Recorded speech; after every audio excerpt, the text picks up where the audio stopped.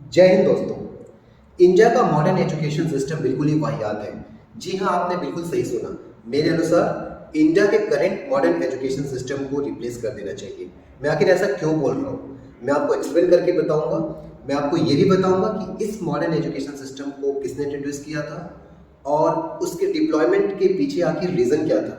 मैं आपको ये भी बताऊंगा कि हमारे देश का एंशिएंट एजुकेशन सिस्टम कैसा था, वो कैसे रन करता था, और आप हमें कमेंट करके बताओगे कि कौन से एजुकेशन सिस्टम को आज की डेट में इंडिया में डिप्लॉय करना चाहिए। तो दोस्तों, थॉमस बबिंगटन मैक्यूले, जो कि 1834 टू 1838 तक governor general council of India के एक लॉ मेंबर थे, वो 2 फैब 1835 को एक मिनट्स ऑफ एजुकेशन, जो कि एक एजुकेशन पॉलिसी है, उसको सबमिट करते हैं अपने काउंसिल को। इस एजुकेशन पॉलिसी का उद्देश्य ये था कि जो इंडियन वर्कर्स और ब्रिटिश एडमिनिस्ट्रेटर थे, उनके बीच के कम्युनिकेशन गैप को फुलफिल किया जाए। उनका उद्देश्य एक एजुकेशन देना नहीं था, बल्कि ऐसे लेबर प्रोड्यूस करना था जो कि उनसे सीधे सीधे बात कर सकते, जिनको इंग्लिश आती है। आखिर इस मॉडर्न एजुकेशन सिस्टम में क्या कमियां हैं? आखिर मैं ऐसा क्यों बोल रहा हूँ कि आज का मॉडर्न एजुकेशन सिस्टम वाहियात है? आज का जो एजुकेशन सिस्टम है वो क्रैमिंग बेस्ड है। क्रैमिंग मीन्स आपको रटने पे है। आपको जो दिया जाता है सिर्फ वही रटना है। आपको अपना दिमाग तो बिल्कुल ही नहीं लगाना है। आपको बोला जाए ए फॉर एप्पल, आपको रटना है ए फॉर एप्पल, और कुछ नहीं हो सकता है। आज के एजुकेशन सिस्टम में प्रैक्टिकल इंप्लीमेंटेशन नहीं है। आपको बस पढ़ाया जाता है, प्रैक्टिकल करके नहीं दिखाया जाता है। आप एक एग्जांपल ले लो, अगर आपको कोई एक मैथ्स की प्रॉब्लम दी जाती है, आपको एवरेज निकालने के लिए बोला जाता है, तो आप ये नहीं सोचते हो कि एवरेज का मतलब क्या है, हम आखिर एवरेज निकालते क्यों है। आपके दिमाग में कुछ फॉर्मूले फिट कर दिए गए हैं, आप उन फॉर्मूलों को अपने प्रॉब्लम में फिट करने की कोशिश करते हो, जो कि एक बिल्कुल ही गलत तरीका है। आज का एजुकेशन सिस्टम पर्सनलाइज नहीं है। पर्सनलाइज करने का मतलब यह है कि आपको आपके रुचि के अनुसार नहीं पढ़ाया जाएगा। आपको एक ट्रेंड घोड़ा बनाया जाएगा, जो एक चाबुक मारने से आप उठ जाओ, एक चाबुक मारने से आप बैठ जाओ। आपका पर्सनल इंटरेस्ट उनके लिए कोई मैटर नहीं करता है। आज का modern education system real life sync नहीं है। रियल लाइफ सिंक कहने का मतलब यही कि आपको जो भी पढ़ाया जाता है उसका एग्जाम्पल रियल लाइफ से देना चाहिए। अगर आप अपने एजुकेशन को रियल लाइफ में इंप्लीमेंट नहीं करोगे तो आप कभी सीख नहीं पाओगे। आप रट्टा तो मार दोगे, बट उसका एक्चुअल मीनिंग नहीं सीख पाओगे। तो दोस्तों, आइए हम बात करते हैं हमारे एंशिएंट एजुकेशन सिस्टम, जिसे हम गुरुकुल एजुकेशन सिस्टम के नाम से भी जानते हैं। तो Gurukul education system residential based education system होता था। रेसिडेंशियल बेस्ड एजुकेशन सिस्टम कहने का मतलब ये है कि शिष्य गुरु के आश्रम पे जाते थे और वहाँ गुरु और शिष्य सभी एक साथ मिलकर रहते थे। गुरु का कोई डेफिनेट कोर्स स्ट्रक्चर नहीं होता था। उनका 9 to 5 की क्लासेस नहीं होती थी, बल्कि सुबह जगने से लेकर के रात को सोने तक शिष्य का शिक्षा यानी एजुकेशन कंटिन्यू रहता था। वो हर एक मोमेंट पर अपने शिष्य को एजुकेट करते रहते थे। उनका एजुकेशन सिस्टम एक होलिस्टिक एजुकेशन सिस्टम था।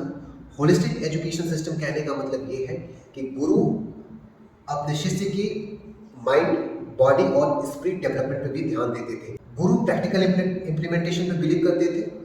गुरु जो भी बताते थे उसका रियल लाइफ में उसका प्रैक्टिकल इम्प्लीमेंटेशन करते थे। यहाँ पर real life connectivity, real life sync और प्रैक्टिकल इम्प्लीमेंटेशन सभी एक साथ ही हो जाता था। Gurukul education system personalised education system होता था। इसका मतलब ये हुआ कि गुरु स्किल्स को फाइंड आउट करने की कोशिश करते थे। वो अपने शिष्य को परखते थे कि आखिर उसका ग्रोथ किस फील्ड में, किस डायरेक्शन में ज़्यादा हो सकता है, और उसके अनुसार वो उसके शिक्षा को कंटिन्यू करते थे। तो दोस्तों, पर्सनलाइज्ड एजुकेशन पर मुझे एक स्टोरी याद आ रही है।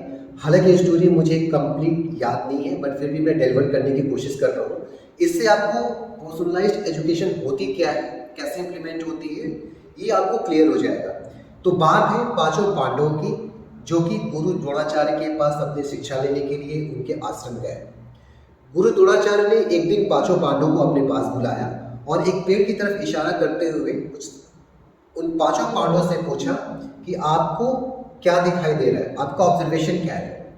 सबसे पहले भीम आगे आते हैं और भीम पूरे पेड़ की फीचर्स को बताते हैं कि पेड़ की जो जड़ है वो काफ़ी बड़ी है, पेड़ काफ़ी घना है, उसके टॉप पे एक चिड़िया भी बैठी हुई है। इसी तरह युधिष्ठिर, नकुल, सहदेव सभी अपना अपना ऑब्जर्वेशन देते हैं। बारी आती है अर्जुन की। अर्जुन से पूछा जाता है कि आप बताओ आपको क्या दिखाई दे रहा है। तो अर्जुन जवाब देते हैं कि मुझे उस पेड़ के टॉप टहनी पर बैठे हुए एक चिड़िया की आंख दिखाई दे रही है। उसी वक्त गुरु द्रोणाचार्य ने डिसाइड कर लिया कि अर्जुन धनुर्विद्या की तरफ जाएंगे। उनका जो देखने का स्किल्स बोल सकते हैं आज के डेट में, जो देखने का नजरिया है वो इन चारों से अलग है। तो ये धनुर्विद्या में काफी अच्छा कर सकते हैं, इसलिए उनको धनुर्विद्या के लिए चुने। ये होता है पर्सनलाइज्ड एजुकेशन। दोस्तों, कहा जाता है कि इस धरती पर जो भी जन्म लेता है, भले ही वो भगवान क्यों ना हो, उनको गुरु की आवश्यकता पड़ती है। इसलिए गुरु को भगवान से भी ऊपर की दर्जा दी गई है। और अगर हम बात करें भगवान श्री कृष्ण की, भगवान राम की, पांडवों की, तो ये सारे अपने गुरु से अपने शिक्षा दीक्षा प्राप्त किए थे। इनको भी गुरु की जरूरत थी, वो भले ही भगवान क्यों ना हो। तो ये थी हमारी गुरुकुल एजुकेशन सिस्टम के बारे में। और दोस्तों, मैं आपसे जानना चाहता हूँ कि आपकी क्या थिंकिंग एंड थॉट्स है। क्या हमें आज के डेट में भी गुरुकुल एजुकेशन सिस्टम को डिप्लॉय करना चाहिए या नहीं, या फिर करंट यानी मॉडर्न एजुकेशन सिस्टम में क्या हमें उसमें थोड़ा सा कुछ बदलाव करने की आवश्यकता है। क्यों ना हम एक हाइब्रिड एजुकेशन सिस्टम लेकर के आए, जिसमें गुरुकुल एजुकेशन सिस्टम और मॉडर्न एजुकेशन सिस्टम का मिक्सचर हो। आप क्या कहते हैं, आप कमेंट करके जरूर बताएं। धन्यवाद।